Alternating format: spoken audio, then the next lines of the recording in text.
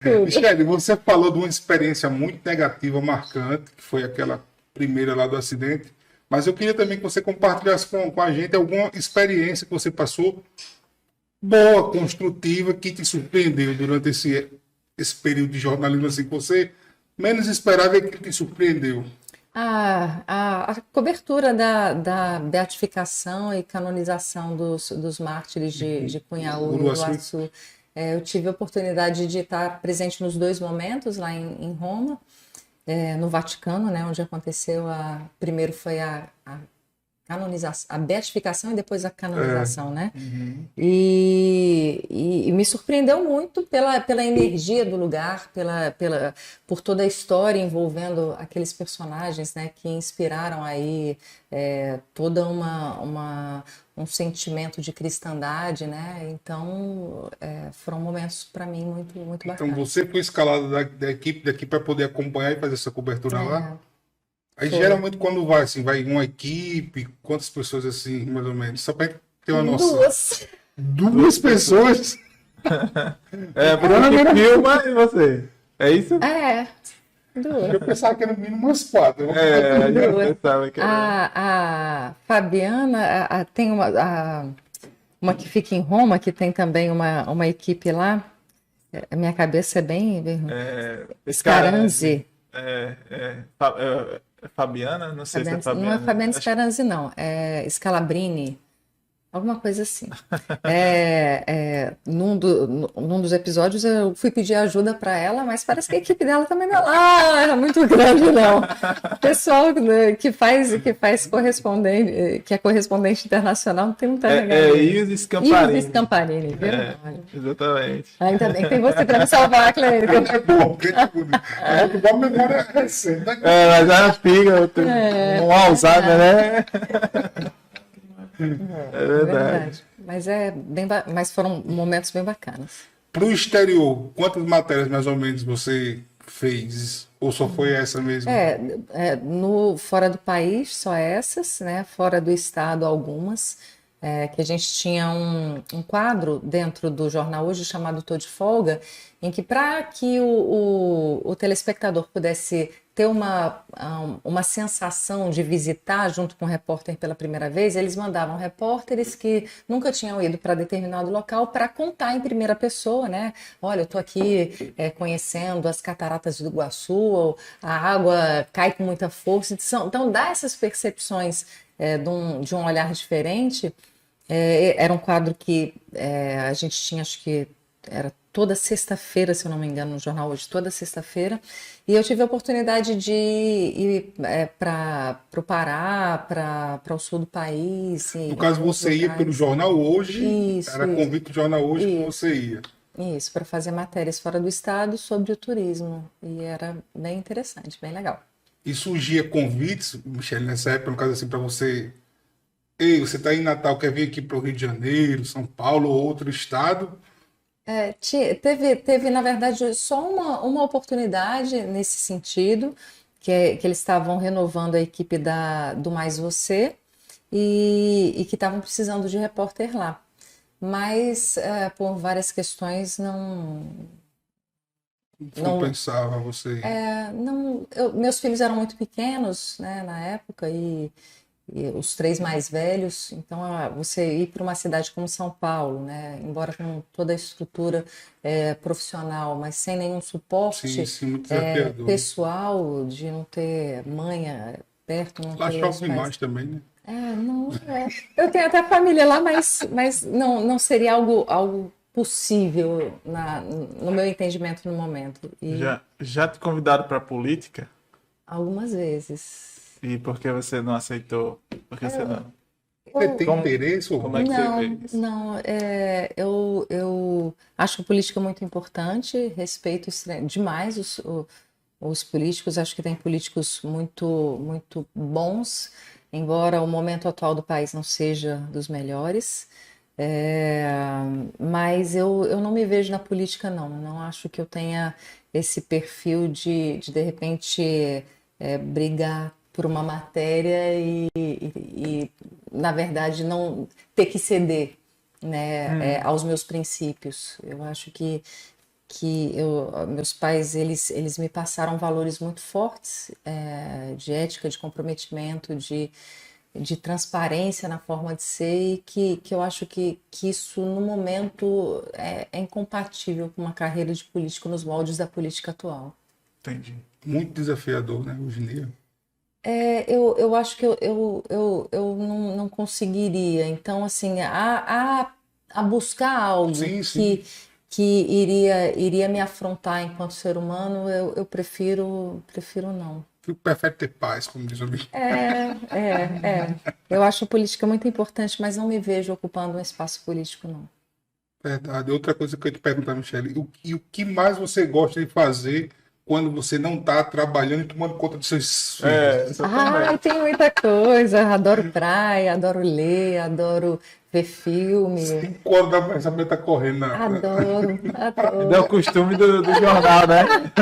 Acorda cedo, acabou o sono, vai pra onde? Vamos correr.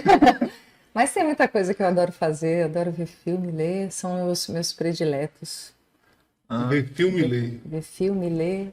E praia em terceiro lugar, né? Quando Praia mais bonita aqui do estado que você. eu conheci uma esse fim de semana que vocês precisam conhecer. Se não conhecem, fica a dica. Pititinga. Até o nome é bonitinho, né? Eu já Pititinga. ouvi falar. Eu já fui lá. Povoado. Litoral Norte, né? É um povoadozinho no litoral norte. Fica no município de Rio do Fogo. Sim, já fui em Rio do Fogo.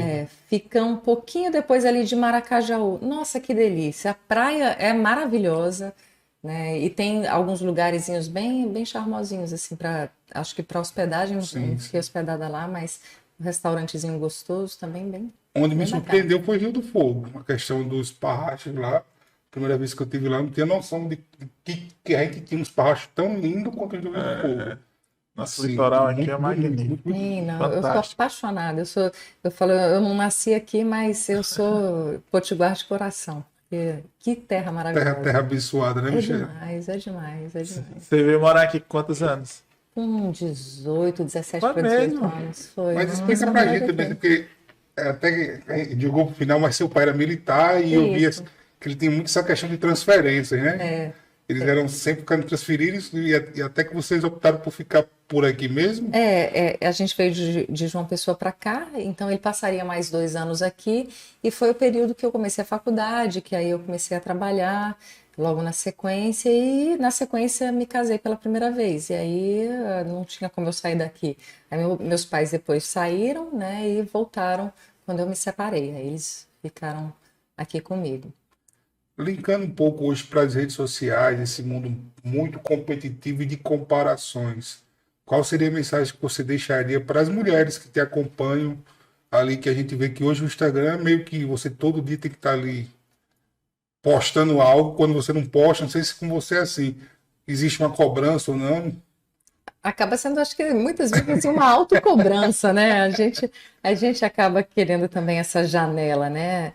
De ser visto, de ser acarinhado. Mas essa parte da comparação é muito sério, né? Porque a gente quer queira, quer não, a gente está sempre buscando parâmetros, né? Seja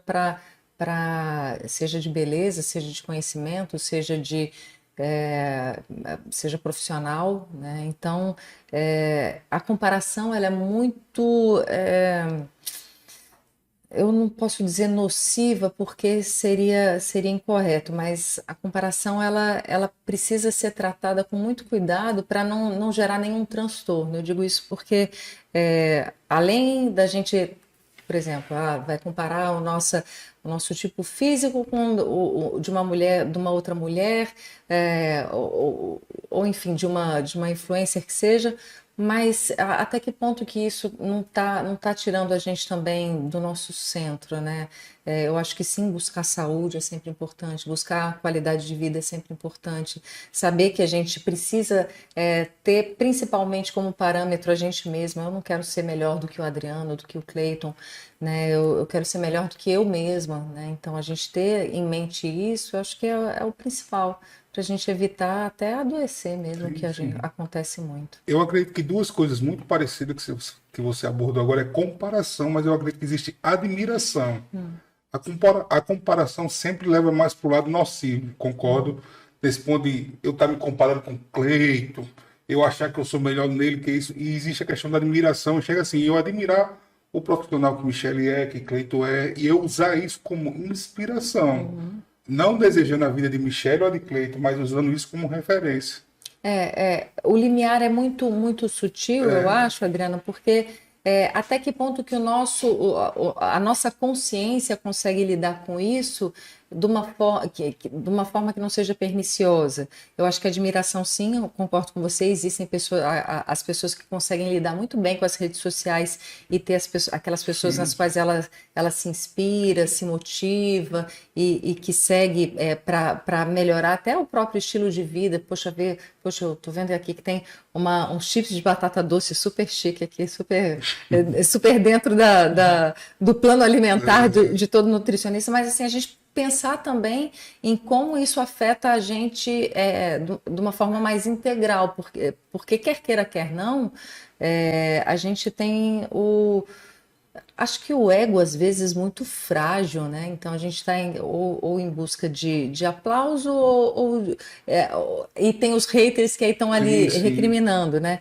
Então, quando você vai lidar com isso num nível fora da rede social, mas dentro do seu interior, né, social, encontrar esse limiar do que é a admiração e do que é a cobiça, a vontade, a inveja, é muito delicado, é muito sutil. E até que ponto a gente não está se diminuindo quando vê, poxa vida, a hora que eu vejo uma pessoa que tem uma mãe de seis filhos na internet. Aí eu falei assim, mãe de 7, acho que ela tem 7. Falei, poxa, a mãe de 7 já perdeu 10 quilos e eu ainda não perdi nenhum, né? Tem aquela admiração dela lidar com o tempo. Poxa, a mãe de 7 consegue cuidar dos 7 filhos. Poxa, eu ainda não consegui. Acaba que intuitivamente aquilo vem com algum peso. Sim. Né? Então, mas isso só vai saber se a gente investir. E aí eu acho que é a chave para tudo na vida no autoconhecimento. Você vê que às vezes até no âmbito profissional também, né? Você vê que várias pessoas mostrando sucesso, entre aspas, né? Porque às vezes até um carro alugado, uma coisa assim, uns números aleatórios, e faz com que a pessoa que não chegou lá ache que o caminho é fácil ou é rápido. Aí vem a questão até da Telex Free, que quebrou muita gente aí com essas promessas fantasiosas, e hoje eu vejo muito na internet a banda de lata.